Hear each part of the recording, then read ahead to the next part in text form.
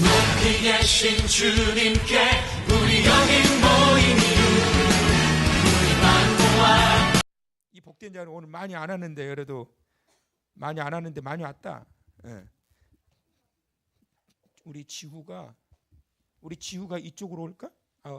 같이 앉으려고? 내가 이렇게 설게? 됐어? 다 보여요? 이 어린아이들이 내게 오는 것을 금하지 말라. 천국은 이런 자들의 것이니라.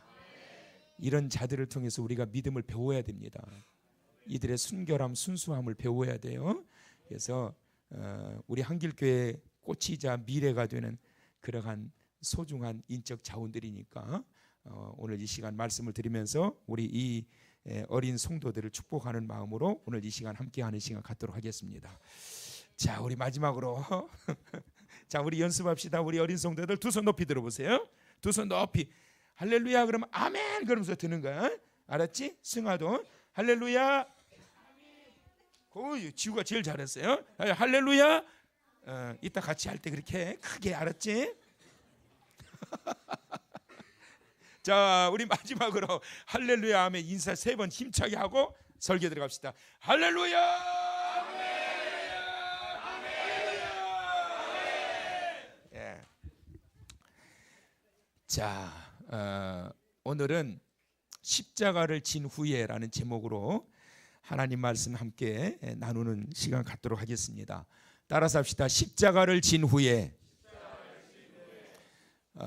구레네 시몬이라고 하는 이 사람이 유월절을 지키기 위해서 예루살렘에 왔어요. 구레네라고 하는 지역이 어디에 있느냐 하면 아프리카 리비아에 있는 한 지역 이름이에요. 그런데 아프리카 리비아 지역에 그 당시에 유대인들이 굉장히 많이 살았어요.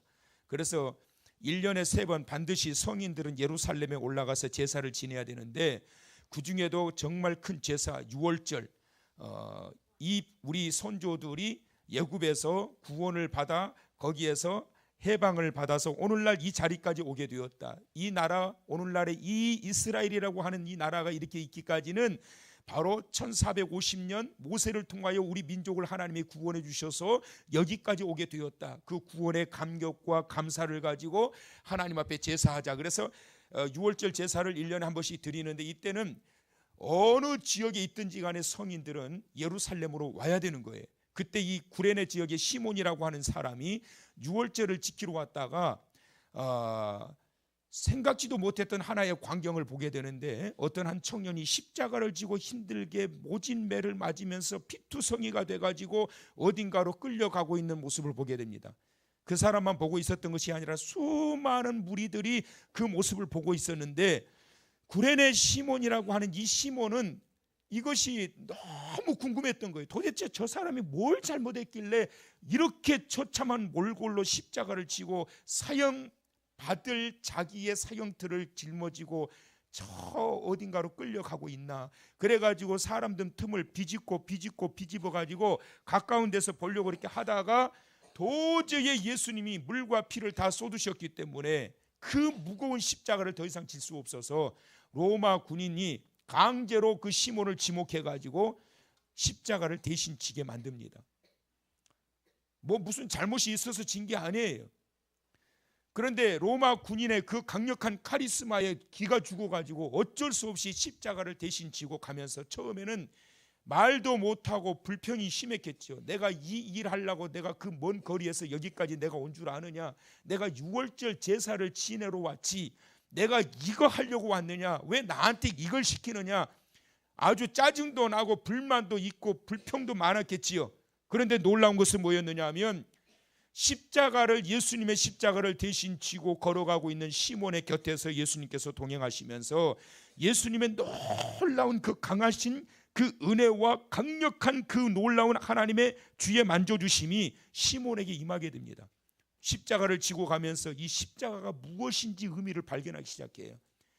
예수님께서 가르쳐 주시지도 않았지만 동행하시는 예수님의 강하신 그 능력과 그 놀라운 은혜가 시몬에게 덮여지기 시작하면서 이 십자가는 바로 너와 너의 가정과 이 나라와 온 인류를 구원하기 위해서 내가 짊어지는 구원의 십자가 아니라 하나님의 사랑이 묻어있는 사랑의 십자가 아니라 이 십자가 때문에 너희가 살게 되는 것이니라. 내가 이를 위해서 이 땅에 죽기 위해서 왔느니라. 이러한 놀라운 은혜가 시몬에게 임하게 된 거예요.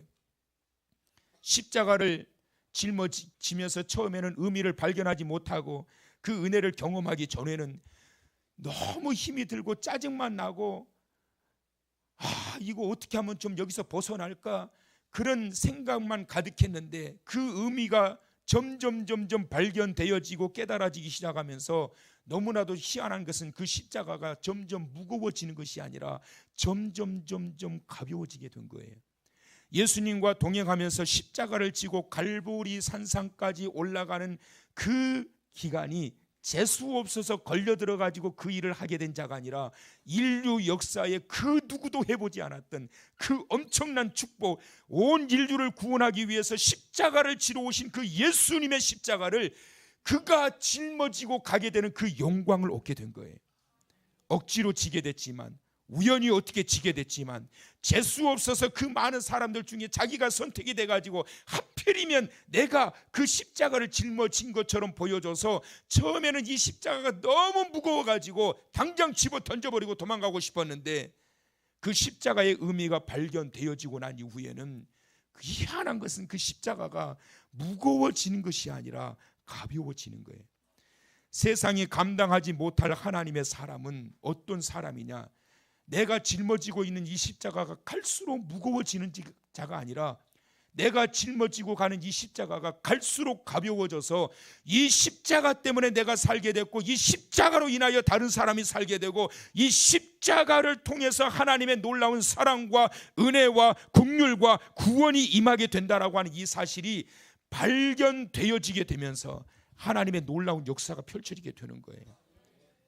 우연히 선택되었던 이 시몬이 그 십자가를 지고 난 이후에 복음을 깨닫기 시작하고 예수 그리스도에 대한 눈이 열리기 시작하면서, 아까 우리가 성경에 봉독했던 로마서 16장에 바로 이 바울이 마지막으로 문안하고 인사를 남기면서 했던 자가 누구냐면 바로 루포와 그의 어머니를 기억하면서 그의 어머니는 나의 어머니니라.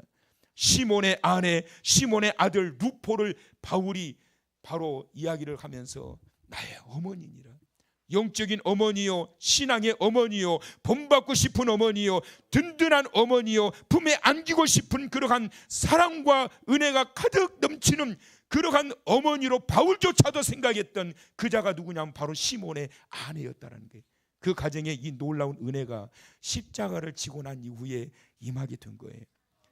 사랑하는 성도 여러분, 40일 성회를 시작하기 전에, 그리고 40일 성회가 시작되면서 처음에는 너무 힘들었을 거예요. 제가 누군가에게 그랬어요. 올해는 이상하게 날짜가 안 간다고. 왜 그렇게 시간이 안 가는지, 첫째 주 한 주간이 왜 그렇게 시간이 안 가는지, 일주일이 그렇게 시간이 안 가는 거예요. 그런데 놀라운 것은 제가 오늘 그랬어요.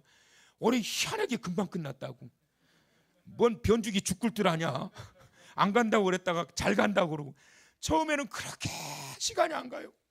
저도 인도하는 저도 아이고 이거 언제 끝나냐, 언제 끝나냐, 다 내려놔야 되거든요. 그런데 첫 주가 지나고 둘째 주 지나고 셋째 주 점점 지나면서 금방 훅 막 지나가기 시작하는 거예요. 근데 벌써 40일이 돼버린 거예요.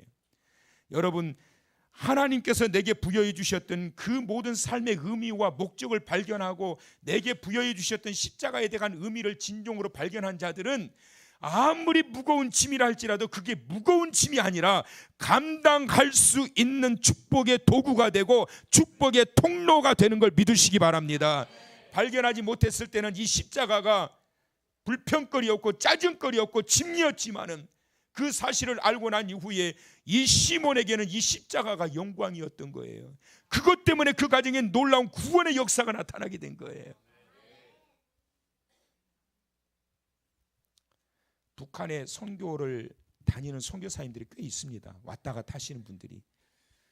우리 친구도 북한 선교를 해서 여러 번 왔다 갔다 하고 그랬는데, 북한에 몰래 또 선교를 했던 선교사님이 간증을 하시는데 이런 간증을 합니다. 그분이 뭘 받느냐 하면 북한의 산 골짜기에 가다 보면 굴을 갖다 만들어 놨는데 깊은 굴을 전부 다 만들어 놨대요. 근데 거기 가서 굴을 보니까 거기는 자유롭게 하나님 앞에 예배를 드릴 수 없으니까 그 깊은 굴을 만들어서 그 굴 속에 들어가서 수많은 사람들이 모여가지고 예배를 드리는 거예요. 거기서 먹고 자고 하면서. 가서 봤더니 남자 여자 구분이 안 간대요. 왜? 머리를 자를 수가 없으니까. 남자들도 완전히 장발이요, 여자도 전부 다 장발이요, 전부 다 장발인데 가족 단위로 전부 다 모여가지고 그 굴 속에서 하나님 앞에 막 예배하고 찬송하는데 그 분위기에 이 선교사님이 녹아버린 거예요. 그런데 걸린 거예요. 북한 그 군인들한테 걸려가지고 바로 처형인데, 송탄도 아까우니까 사람들을 전부 다 불러 모아놓고 한 사람 한 사람 목에 달아서 죽이기 시작하는데 6살짜리 어린 애를 불러다가 목을 달아 매려고 밧줄을 걸었는데 이 애가 갑자기 막 엄마를 찾는 게 엄마 엄마 엄마. 얼마나 무서웠겠어요 여러분. 막 울면서 엄마를 얼마나 찾는지. 집행관이 네 엄마를 찾냐?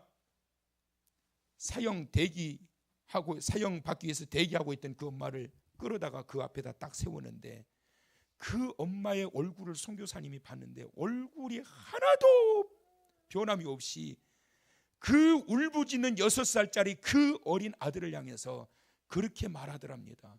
얘야 그만해. 예수님 만나러 가는데 왜 그렇게 울고 그래?